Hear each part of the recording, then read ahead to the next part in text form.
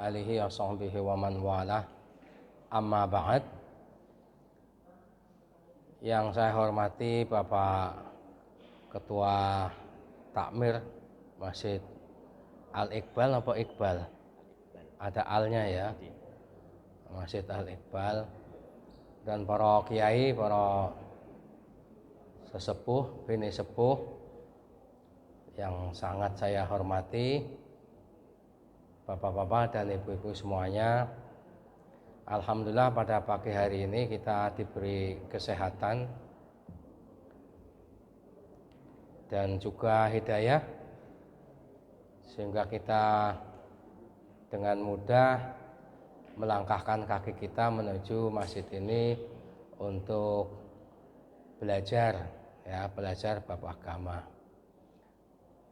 Saya juga belajar. Jadi di sini tidak ada proses mengajar, adanya sama-sama belajar, cuma saya yang menyampaikan materi. Oke. Alhamdulillah ya, segala puji bagi Allah. Mudah-mudahan sholawat dan salam Allah curahkan kepada junjungan kita Nabi Agung Muhammad Sallallahu Alaihi Wasallam yang telah menyampaikan risalahnya kepada kita. Kita bisa membayangkan Islam itu tersebar dari Mekah sampai ke kampung ini, itu adalah sesuatu yang luar biasa. Dan kita berterima kasih kepada Nabi Muhammad, juga sahabat, tabi'in, para ulama yang menyebarkan ajaran Islam itu sehingga sampai kepada telinga kita. Ya. Mungkin masih ada juga belahan dunia yang belum mendapatkan syiar itu gitu. Atau kalau ada syiar pun mungkin sangat sedikit, dan terutama di dunia barat itu banyak dipelesetkan gitu ya, karena memang ketidaksukaan kepada ajaran itu yang bertentangan dengan pahaman-pahaman para pemikir barat begitu. Oke. Nah, saya diminta Pak Eko untuk mengisi pengajian ini. Saya dengan senang hati menerimanya. Cuma agak gerundel sedikit ketika ditanya materinya apa gitu. Karena biasanya kalau saya diminta pun materinya terserah saya gitu, nggak pakai judul. Ya, nggak pakai judul. Ini harus ada judul karena Pak Eko itu dosen, ya, doktor, pernah jadi dekan, jadi nggak mau judul-judulan gitu. Ya, harus judulnya tegas. Ya, saya sepintas langsung menjawab karena saya sering salah paham tentang ajaran agama, maka saya tulis beberapa kesalahpahaman dalam ajaran Islam ya. Nah, ini sebenarnya yang salah paham itu pertama kali mungkin saya gitu ya. Nah, sehingga itu melekat ya, dan kemudian kesalahpahaman itu sekarang didukung oleh beberapa oknum tertentu yang memang sengaja mengaburkan ajaran Islam. Jadi walaupun judulnya beberapa kesalahpahaman, mungkin nanti sampainya baru satu salah paham udah selesai Pak Eko. Ya. Oke, baiklah Bapak-bapak dan Ibu-ibu. Apakah suara saya dapat terdengar dengan baik? Terdengar dengan baik ya?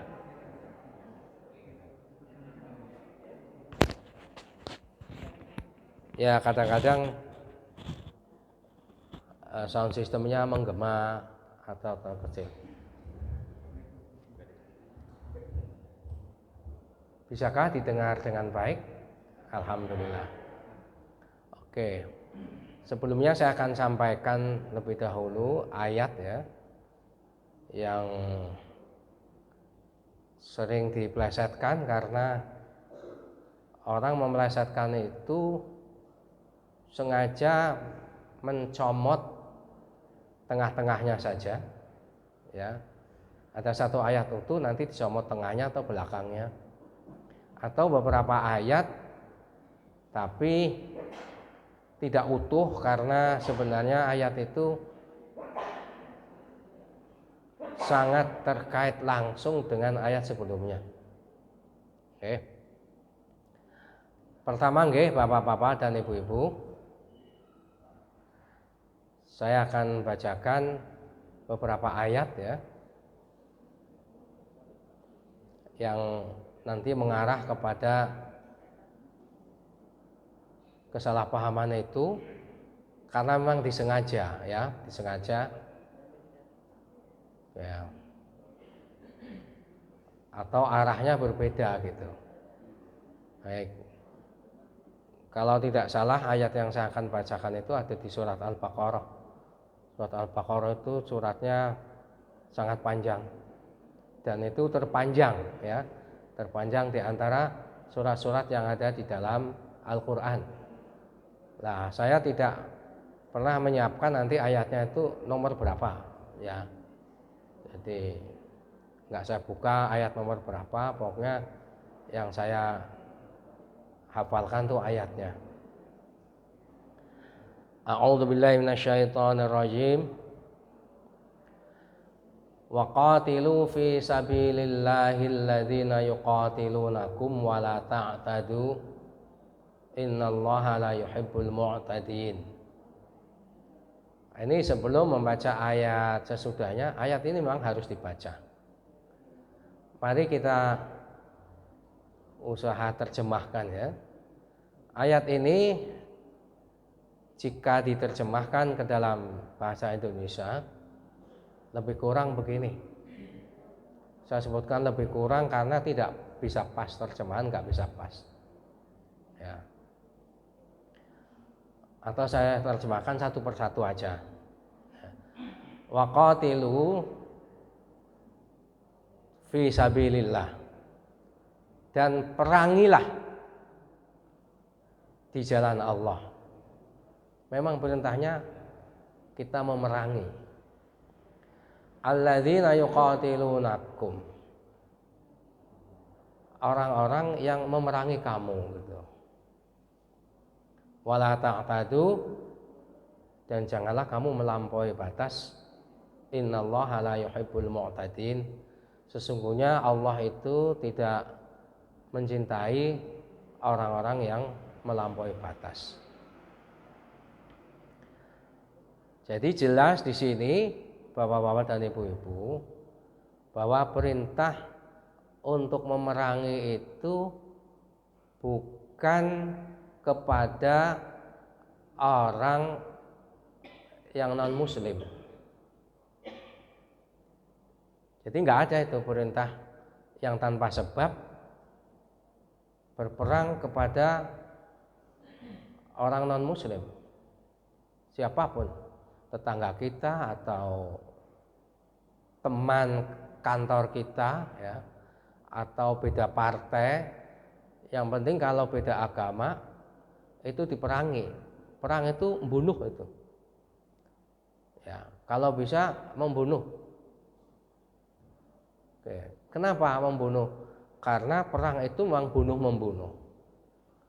Ya, zaman dahulu perang pakai pedang. Ya, untuk melindungi sabetan pedang, Nabi Daud itu menggunakan baju besi. Ya. Sehingga Nabi Daud pun diberi kemudahan untuk membuat baju besi.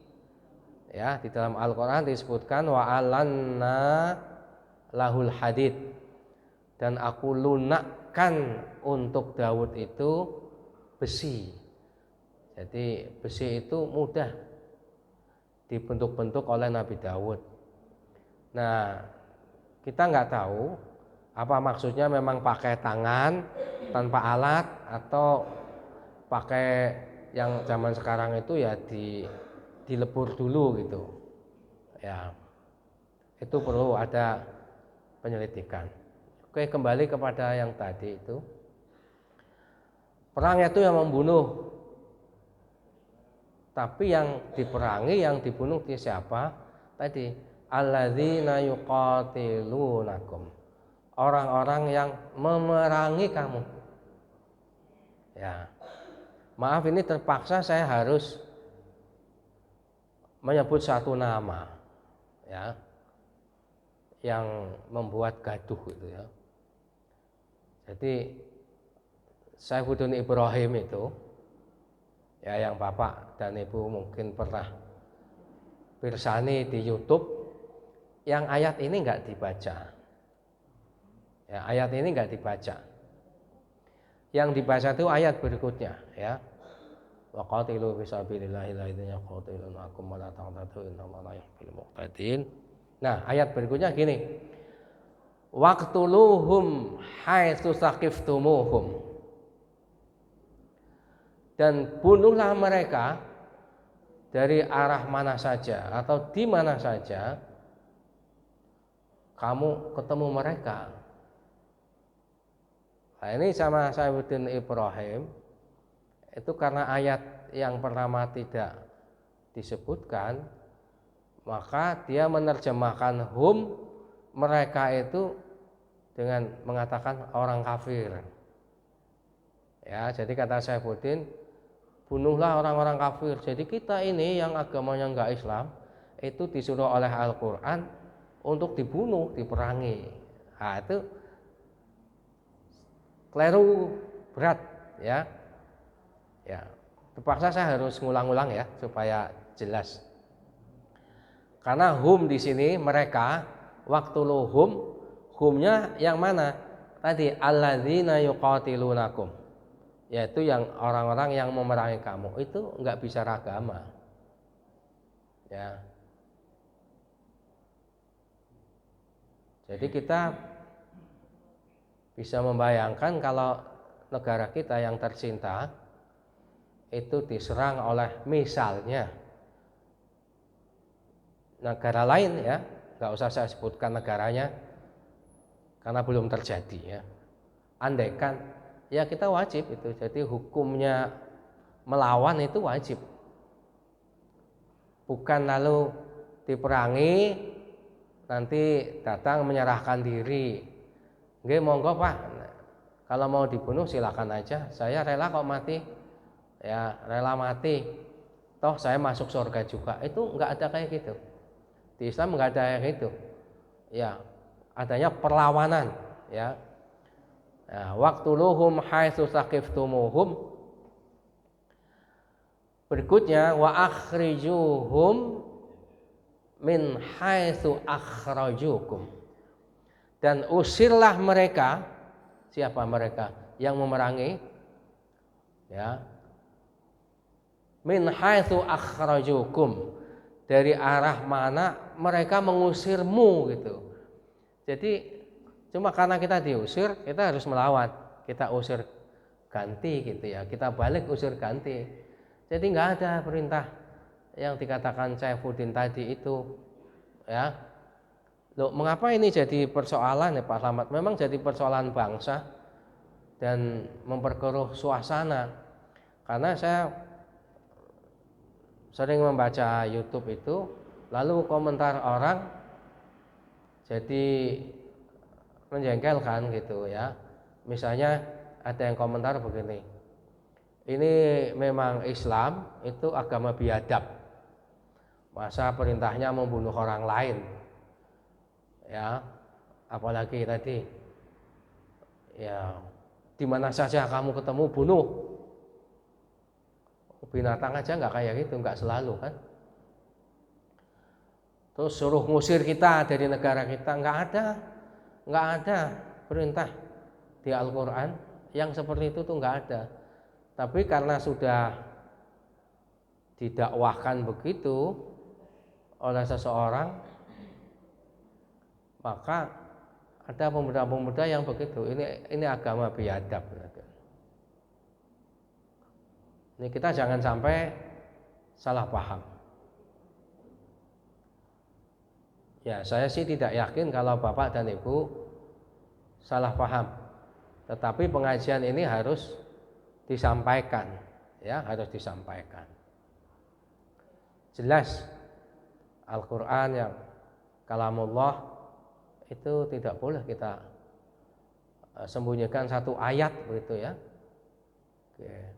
Atau kita tidak percaya pada satu ayat ya. Kita percaya pada ayat-ayat tertentu tapi tidak percaya pada ayat-ayat yang lain. Itu tidak boleh. Itu sudah ada peringatannya ya.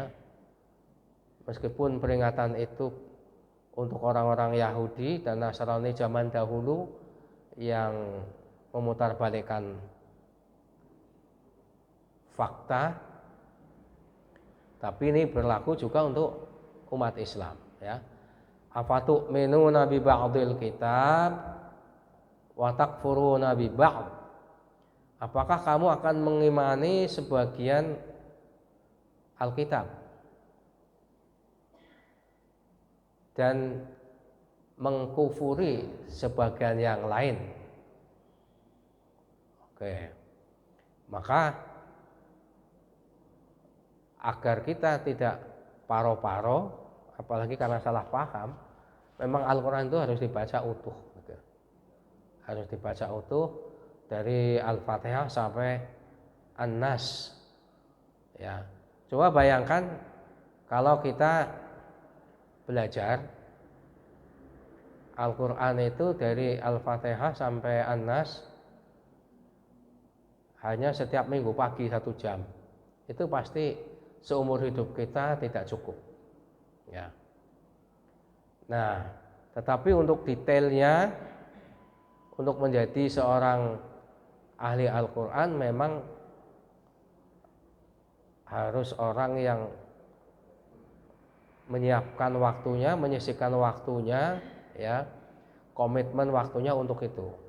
Nah, mungkin bagi kita orang awam itu ya cukup mengerti yang pokok-pokoknya begitu ya. Jangan sampai pokok dari Al-Quran itu tidak kita ketahui. Oke, saya lanjutkan. Wal fitnatu asyaddu minal qatl ya. Jadi ayatnya waqtuluhum haitsu saqiftumuhum wa akhrijuhum min haitsu akhrajukum wal fitnatu asyaddu minal qatl. Apa itu? Itu sering digunakan itu ya. Fitnah itu lebih dahsyat daripada membunuh. Sehingga sering itu dipakai oleh orang awam ya, oleh kita. Nanti kalau ada orang memfitnah ya, mengatakan kepada orang lain bahwa kita melakukan sesuatu perbuatan yang tidak kita perbuat, itu namanya fitnah. Lalu kita mengatakan ini wal fitnatu asyaddu minal qatl. Di ayat lain wal fitnatu akbaru minal qatl. Fitnah itu lebih besar dosanya daripada membunuh. Berarti kamu yang pernah memfitnah saya itu lebih kejam daripada pembunuhan. Nah, kata fitnah pada ayat ini artinya bukan itu, Pak, Bu. Ya. Artinya bukan itu. Fitnah adalah keadaan buruk ya, seburuk-buruknya yang terjadi ketika kita tidak melawan perangnya orang lain, diperangi oleh orang lain ya. Jadi ini cerita yang zaman dahulu itu orang-orang musyrik Mekah itu kan memang tidak setuju dengan apa yang dibawa oleh Nabi kita Muhammad Sallallahu Alaihi Wasallam. Maka merangi. Pertama memang pakai mulut ya, pakai mulut. Lama-lama memang fisik ya, lama-lama memang fisik itu. Ya fisik itu ya membunuh itu. Ya, saya beri contoh misalnya ketika Rasulullah Shallallahu Alaihi Wasallam berniat hijrah ke Taif. Di Taif itu dilawan oleh orang-orang Taif ya, diperangi gitu. Jadi kedatangan Nabi Muhammad itu ke Taif itu bukan untuk perang itu, cuma ingin hijrah karena apa? Dikejar-kejar oleh orang musyrik Makkah. Itu ya dilempari sampai gigi Rasulullah itu patah gitu. Jadi gigi Rasulullah itu patah.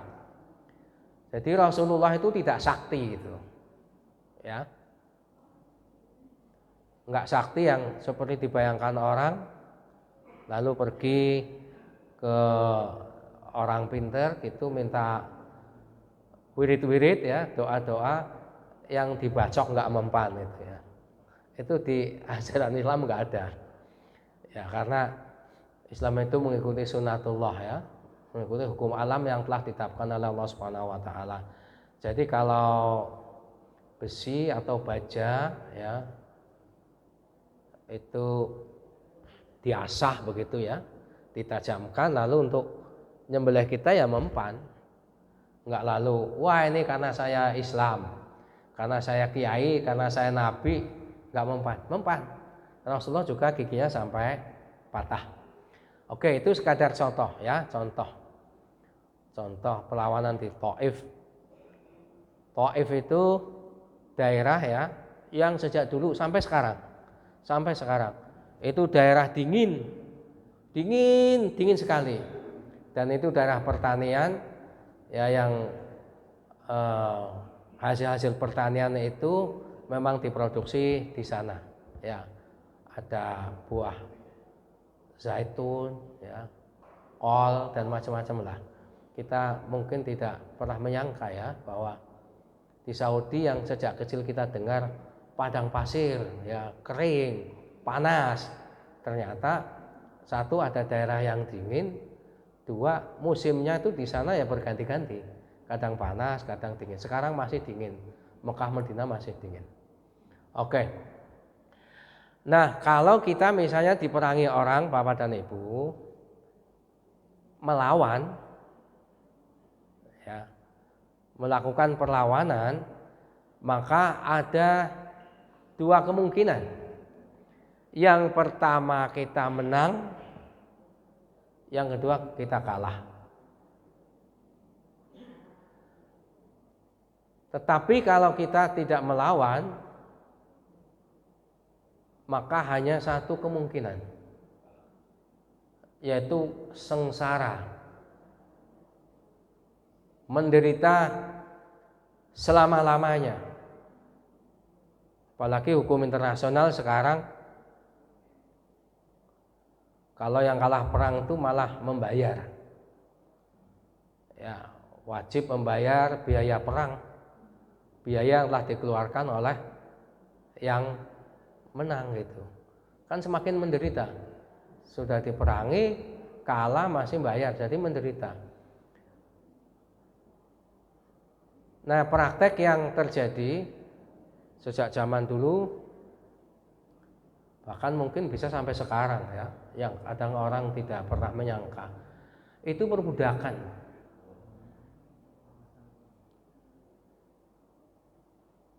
Apakah Islam memperbolehkan perbudakan? Islam menghapus perbudakan ya, tapi dengan cara yang halus, dengan cara yang gradual, tidak mendadak, tidak menghilangkan hak-hak tuan gitu. Tetapi kasus perbudakan itu bagaimana? Itu begini, kalau misalnya ya Pak Bu, dua kelompok itu berperang, satu muslim, satu tidak muslim. Ini contoh ya. Lalu misalnya yang non muslim itu kalah kan tentaranya yang ketangkap ditahan ya kan, tahan penjara. Itu Islam itu gampang sekali melepas tawanan perang, itu gampang sekali ya. Kalau sudah menang itu gampang sekali. Udah, apakah kamu mau masuk Islam? atau tetap di dalam kekafiranmu. Nah, kalau orang menyatakan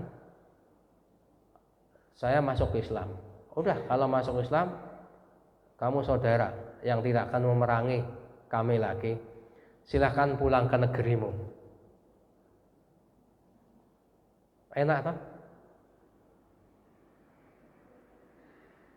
Yang kedua, kalau ditanya kamu mau tetap memusuhi kami, tetap kafir atau mau masuk Islam? Saya tetap akan pemegang agama nenek moyangku. Oke. Kalau begitu, kamu ingin lepas dari sini, pulang ke negerimu? Ya, bayar. Bayar. Jadi menebus dirinya gitu. Enggak disakiti, enggak ditempelengi, apalagi digebuki gitu. Ya udah kamu bayar tebusan perang, tebus dirinya ya, kemudian silahkan pulang. Hal itu tuh masih terjadi sampai sekarang. Misalnya perseteruan abadi antara Palestina dan Israel, ya. Negara Israel itu menghargai nyawa tentaranya sangat tinggi. Sangat-sangat tinggi. Sehingga orang Palestina itu, tentara Palestina itu bangga sekali kalau bisa menangkap tentara Israel.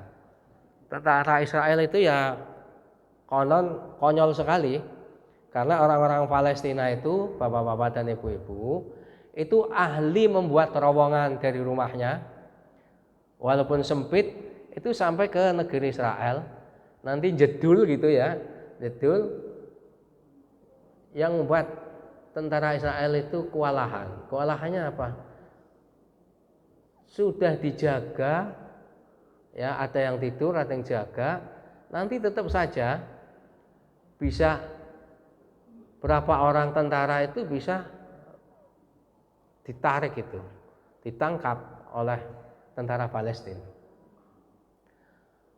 Nah, apakah ada tentara Palestina yang tertangkap oleh Israel? Ada.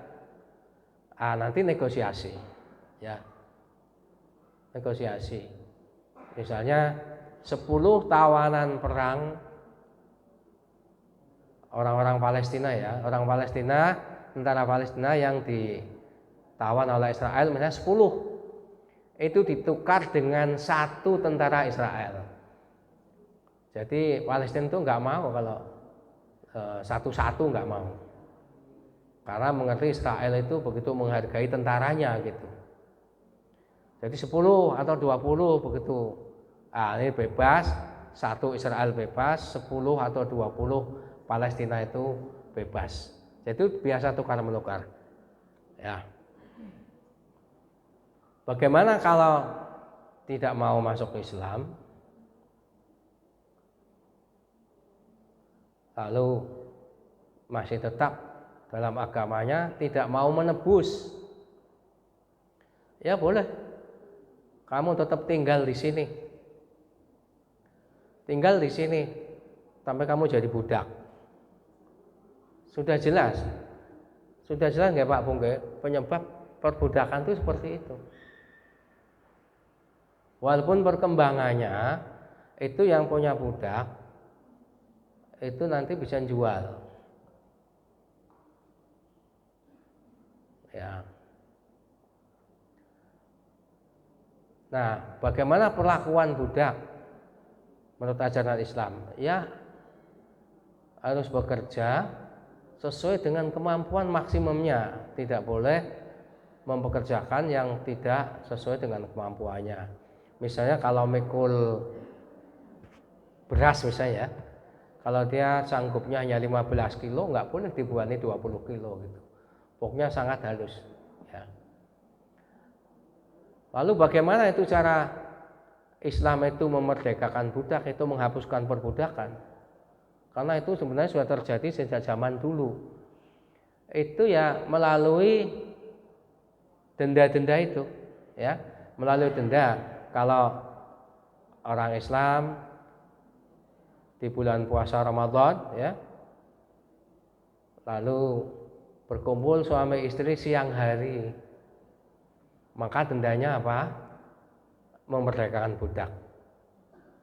Ya, membunuh orang, ya kisos. Tapi kalau keluarganya memaafkan, maka bayar. Ya.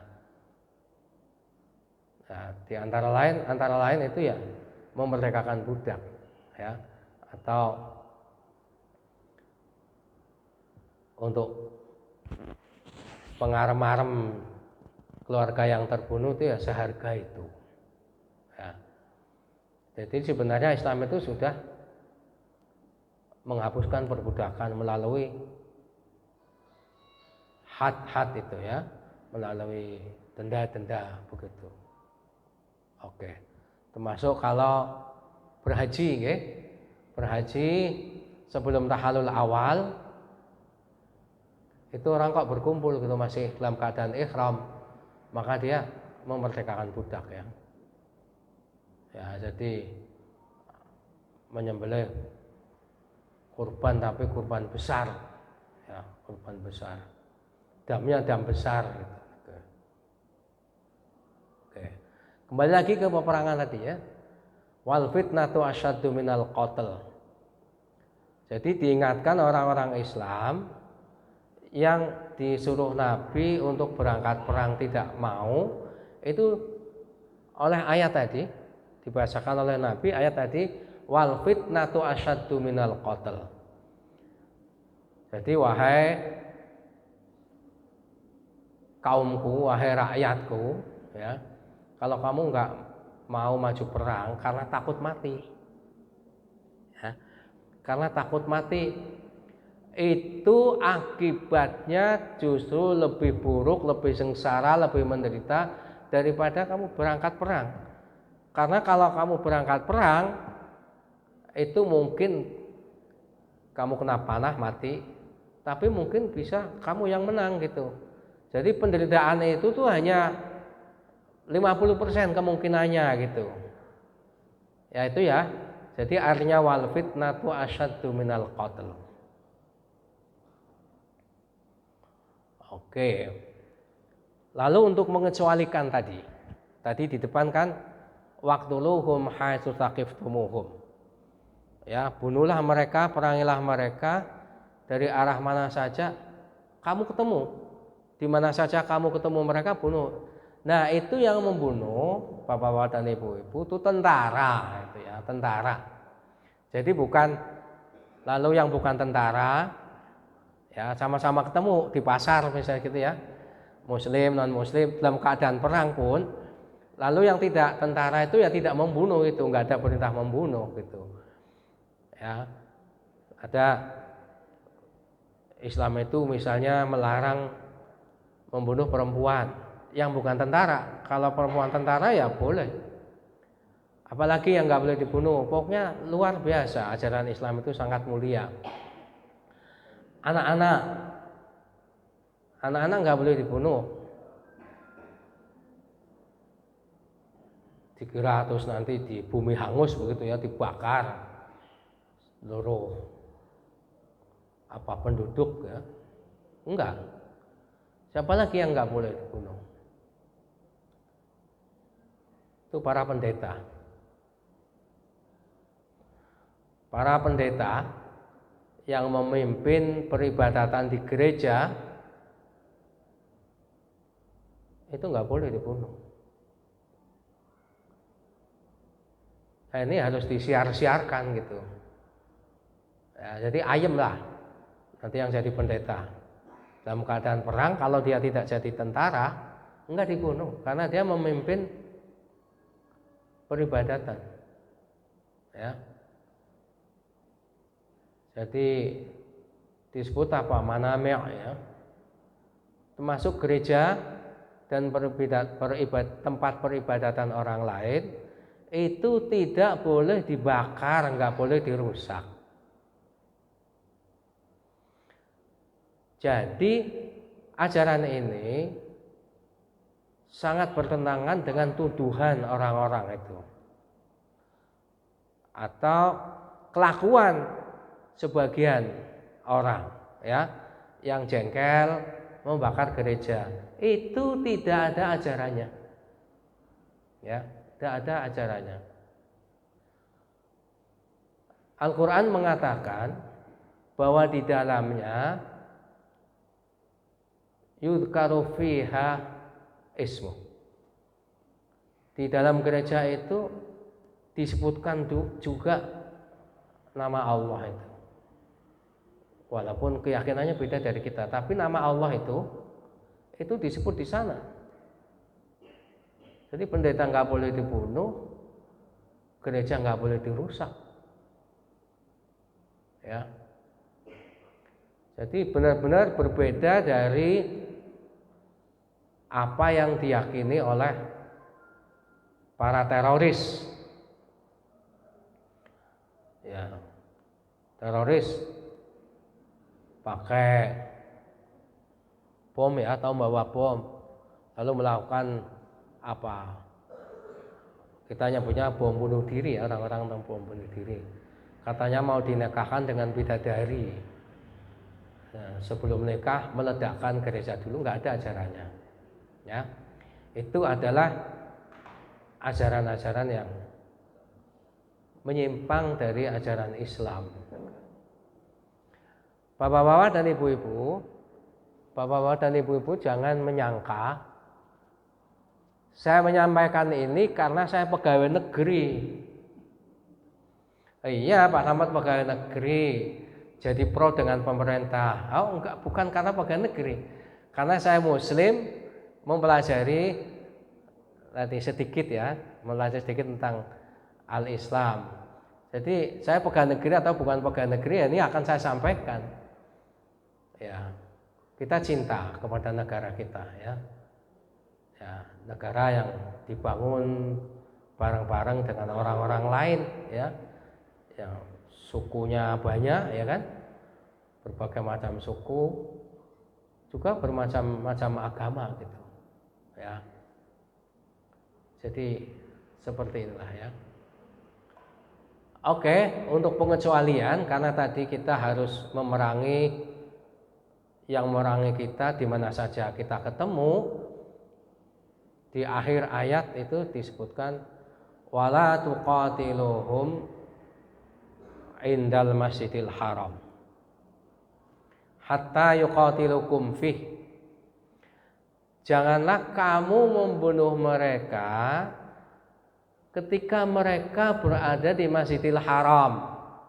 Loh, untuk apa? Memang orang musyrik itu masuk Masjidil Haram? Iya, dulu masuk Masjidil Haram. Untuk apa? Ya, untuk melakukan persembahan. Jadi Ka'bah itu sejak dulu Bapak dan Ibu itu untuk rebutan. Jadi sejak zaman dulu lah, sejak Nabi Allah Ibrahim alaihissalam, ya, orang-orang juga berkunjung ke sana, sehingga orang-orang Mekah Madinah itu sudah terbiasa melayani pelancong, ya, sudah biasa melayani pelancong itu.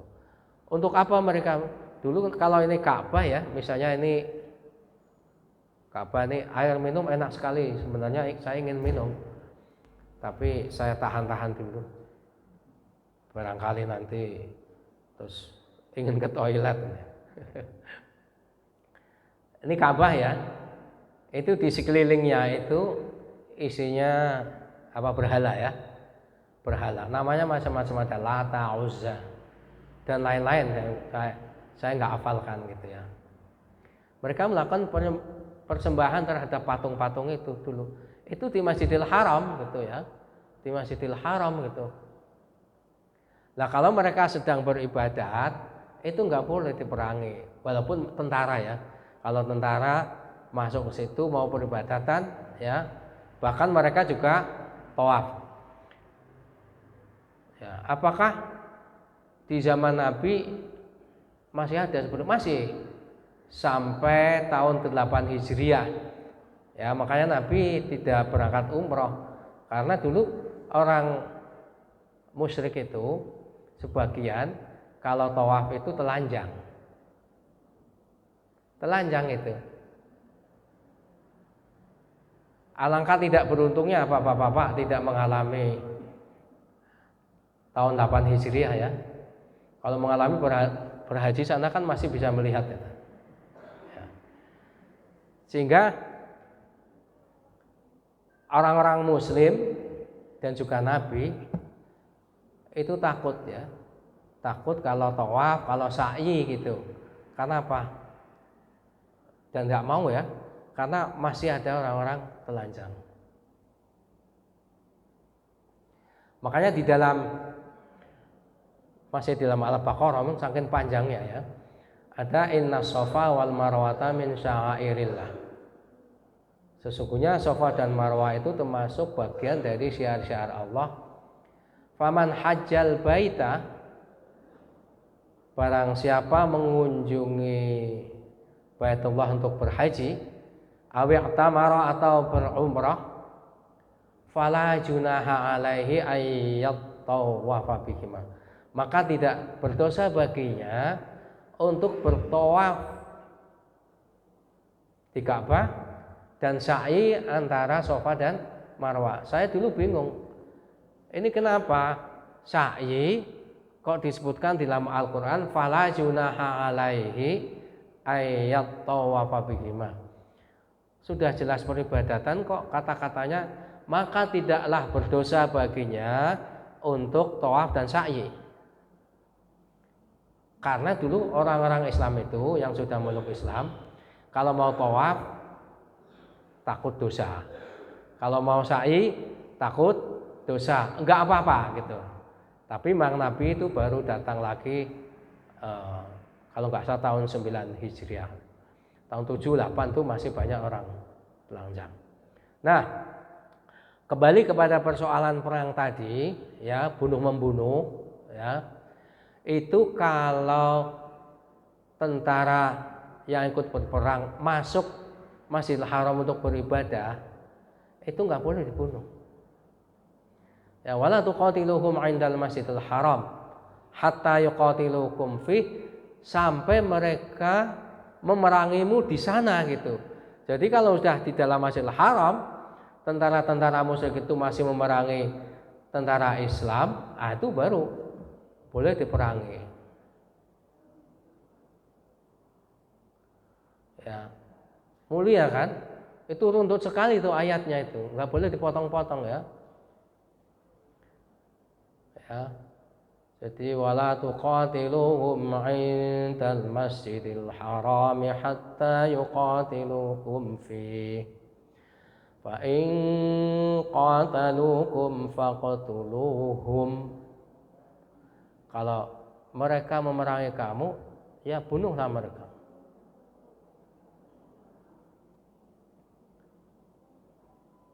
Itu Bapak dan Ibu.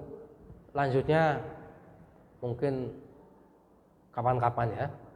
Kapan-kapan lagi supaya saya diundang lagi ya. Tapi tolong kalau saya datang, tehnya jangan manis soalnya kok. Ini saya sudah terlalu manis ya, jadi kalau mungkin yang lain ya, karena lanjutnya itu soal perang itu ya. Oke, kadzalika jazaa'ul kafirin, demikianlah itu balasan bagi orang-orang yang kafir.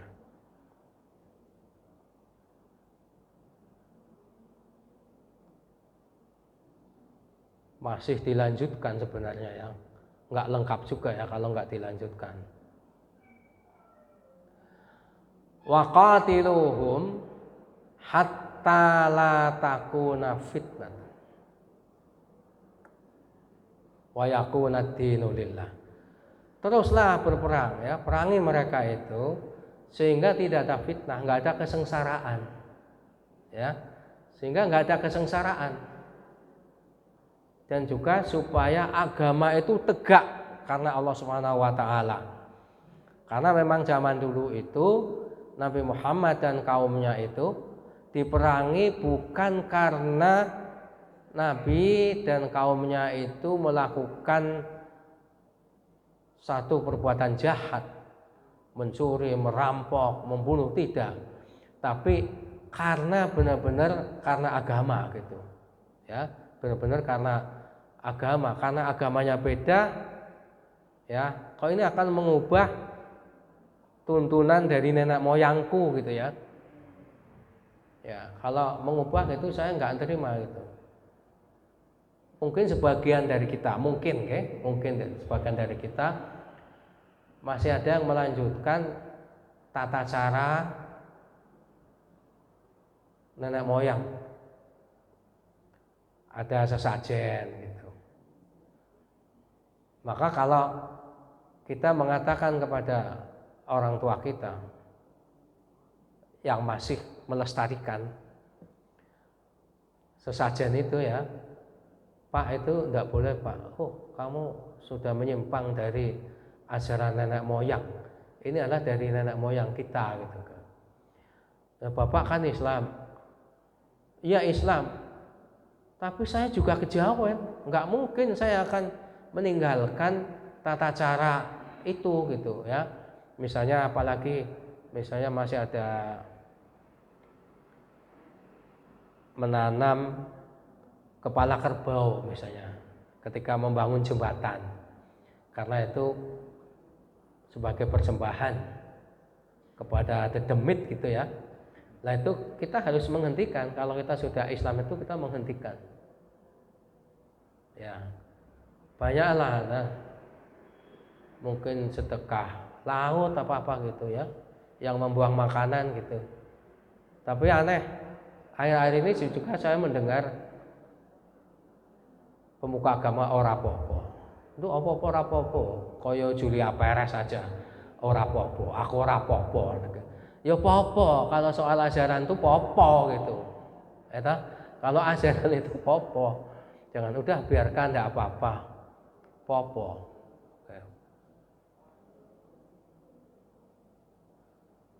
Nah, selanjutnya dikatakan bahwa kalau mereka tuh menghentikan memerangimu, fa'inin tahau fa'innallaha ghafurur rahim. Fa'inin tahau fala udwana illa 'alal zalimin. Kalau mereka menghentikan peperangan itu, maka tidak ada lagi permusuhan kecuali kepada orang yang zalim. Jadi jelas bahwa peperangan itu ya dilakukan karena ada perbuatan zalim dari orang-orang yang zalim. Sudah selesai. Ya. Mungkin tersebar di surat yang lain. Udzina lilladzina yuqatalunakum. Perang itu diizinkan karena mereka diperangi gitu. Ya. Begitu Bapak dan Ibu. Tapi baru satu ya. Judulnya apa Pak Eko? Beberapa kesalahpahaman ya. Ini baru satu. Ini sudah tengah 8. 10 menit lagi nggih? Sudah bosan atau belum? Belum ya? Ya. Saya khawatir kalau bosan. Kalau mengajar memang saya senang sebentar. Karena berarti tarif per menitnya itu mahal. Tapi kalau pengajian ya saya lama nggak apa-apa, karena nggak pakai tarif. Ya, ya in ajriya illa 'ala Allah. Ya, upahmu tuh hanya dari Allah Subhanahu wa taala. Maka nanti nggak usah disangoni Pak Eko. Tapi kalau tanya rekening boleh. Cuma tanya aja. Oke, cukup ya soal perang ya. Jadi nggak boleh memerangi orang lain siapapun tanpa sebab seperti itu. Kalau sebabnya karena agamanya beda nggak boleh. Ya. Apalagi cuma partainya beda. Ya. Oke. Yang kedua, salah pahaman yang kedua. Masih banyak salah pahamannya. Jadi saya ambil yang ngetren aja. soal haji dan umroh. Haji itu wajib sekali seumur hidup bagi yang mampu, ya, bagi yang mampu. Kemudian kewajiban haji seumur hidup bagi yang mampu itu tidak ada khilaf, tidak ada ikhtilaf, tidak ada perbedaan antara ulama. Semua mengatakan. Nah, tempatnya di mana, Bapak dan Ibu? Berhaji itu di Mekah, di Ka'bah, di Baitullah, di daerah sekitar Mekah. Ada masuk Arafah, ya, Mina, Musdalifah, dan dari Mikot gitu. Kenapa disebutkan Pak Slamet? Oh iya, saya punya kepentingan yang sangat besar mengenai hal ini.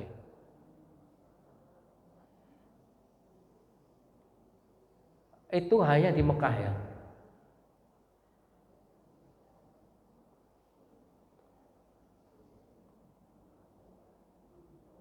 Tidak di Tanjung Priuk, ya. Ada kasus-kasus yang menipu umat itu, ya. Cuma suruh kemah di Tanjung Priuk, pulang ya katanya sudah haji. Dan juga yang sangat terpenting lagi, karena ini sudah menjadi keyakinan orang lain, itu Karbala, tidak di Karbala.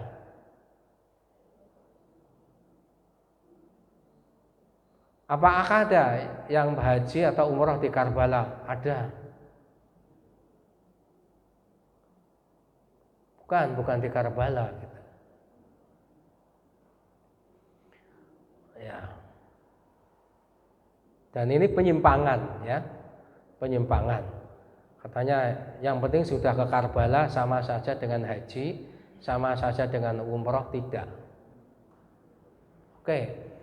Yang kedua, umroh itu menurut sebagian ulama itu juga wajib sekali seumur hidup bagi yang mampu. Ya.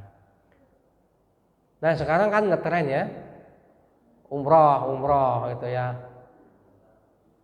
Boleh nggak? Ya boleh, karena itu wajib, ya. Sekali, ya, wajib sekali.